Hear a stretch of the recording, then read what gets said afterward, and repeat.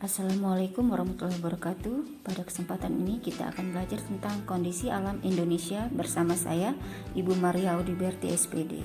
Baik, kondisi alam Indonesia dibagi menjadi dua bagian, yaitu kondisi fisik wilayah dan keadaan flora dan fauna. Baik, kondisi fisik wilayah terdiri dari tiga bagian, yaitu kondisi geologi, kemudian bentuk muka bumi, dan yang terakhir kondisi iklim. Baik, yang pertama kondisi geologi Indonesia. Secara geologi, Indonesia terletak di antara pertemuan tiga lempeng bumi, yaitu lempeng Eurasia, kemudian yang kedua lempeng Indo-Australia, dan yang ketiga lempeng Pasifik. Nah, akibat berada di antara pertemuan tiga lempeng ini, maka Indonesia sering mengalami gempa tektonik, yaitu gempa yang terjadi akibat pergeseran lempeng bumi. Selain itu juga akibat berada di pertemuan tiga lempeng ini, Indonesia memiliki banyak rangkaian gunung api yang masih aktif, membentang dari Pulau Sumatera, Jawa, sampai ke Nusa Tenggara.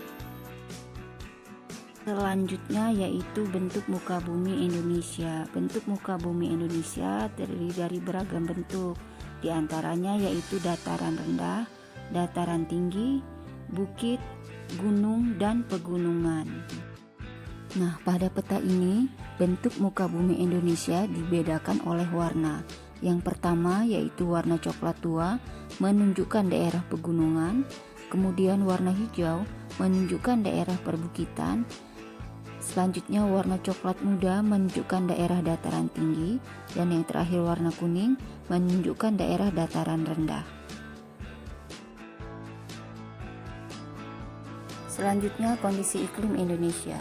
Indonesia berada di wilayah tropis dengan ciri yaitu suhu udara yang tinggi sepanjang tahun, yaitu sekitar 27 derajat Celcius. Secara umum, keadaan iklim di Indonesia dipengaruhi oleh tiga jenis iklim, yaitu iklim muson, iklim laut, dan iklim tropis. Indonesia juga dilalui oleh angin muson, yaitu angin muson barat dan angin muson timur. Angin muson barat bergerak dari Samudra Pasifik menuju wilayah Indonesia pada bulan Oktober sampai bulan April. Angin ini mengandung banyak uap air yang dibawa dari Samudra Pasifik, sehingga Indonesia pada saat itu mengalami musim hujan. Nah, sebaliknya, angin muson timur berasal dari benua Australia menuju Indonesia, bergerak pada bulan Mei sampai September. Angin ini tidak mengandung banyak uap air karena benua Australia banyak terdapat gurun, sehingga pada saat itu Indonesia mengalami musim kemarau atau musim panas.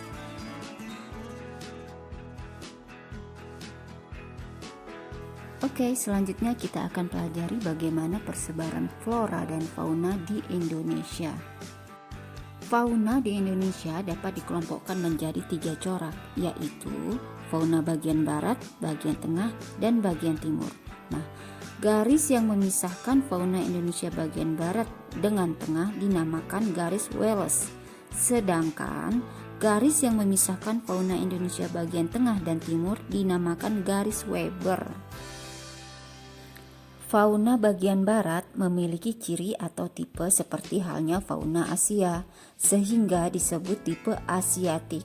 Sedangkan fauna bagian timur memiliki ciri atau tipe yang mirip dengan fauna yang hidup di benua Australia, sehingga disebut tipe Australis. Nah, kalau fauna di bagian tengah merupakan fauna peralihan, tipenya berbeda dengan fauna Asiatis maupun fauna Australis. Faunanya memiliki ciri tersendiri. Fauna bagian barat meliputi wilayah Sumatera, Jawa, Bali, dan Kalimantan. Di wilayah ini banyak terdapat mamalia berukuran besar seperti gajah, macan, tapir, badak bercula satu, banteng, kerbau, rusa, babi hutan, orangutan, monyet berkantan, dan lain-lain. Selain mamalia, banyak pula ditemui reptil seperti ular, buaya, tokek, kadal, biawak, bunglon, dan kura-kura, serta terenggiling. Sebagian jenis burung juga dapat ditemui, di antaranya yaitu burung hantu, gagak, jalak, elang merah, kutilang, dan berbagai macam unggas. Fauna Indonesia bagian tengah yang meliputi Sulawesi, Maluku, Timor, dan Nusa Tenggara, serta pulau-pulau kecil di sekitar pulau tersebut. Faunanya meliputi babi rusa, anoa, ikan duyung, kuskus, monyet hitam, kuda, sapi, monyet Sabah, beruang, tarsisius, sapi, dan banteng. Juga terdapat berbagai jenis reptil seperti biawak, komodo, buaya, dan ular. Serta terdapat juga berbagai jenis burung seperti burung maleo, burung dewata, burung mandar, burung raja udang, burung rangkong, dan kakak tua nuri.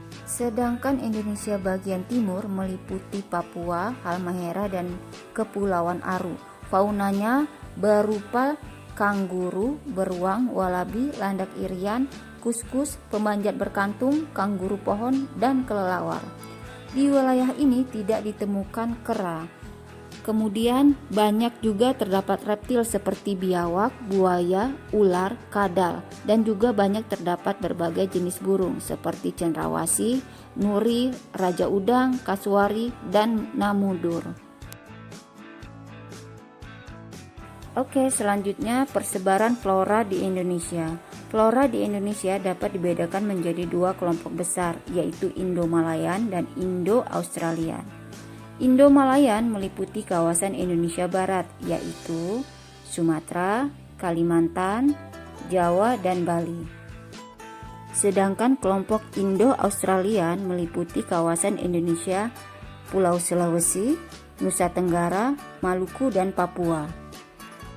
Karakteristik flora yang ada di Indonesia bagian barat yaitu banyak terdapat jenis meranti-merantian, banyak terdapat jenis rotan, dan jenis nangka. Sedangkan tidak terdapat hutan kayu putih.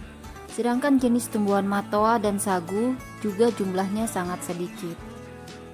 Kemudian karakteristik flora yang ada di Indonesia bagian timur. Jenis meranti-merantian jumlahnya sangat sedikit. Kemudian jenis rotan dan jenis nangka tidak ada, tetapi terdapat banyak hutan kayu putih dan berbagai jenis tumbuhan matoa dan sagu jumlahnya sangat banyak. Demikian materi kita saat ini. Terima kasih sudah menyimak. Assalamualaikum warahmatullahi wabarakatuh.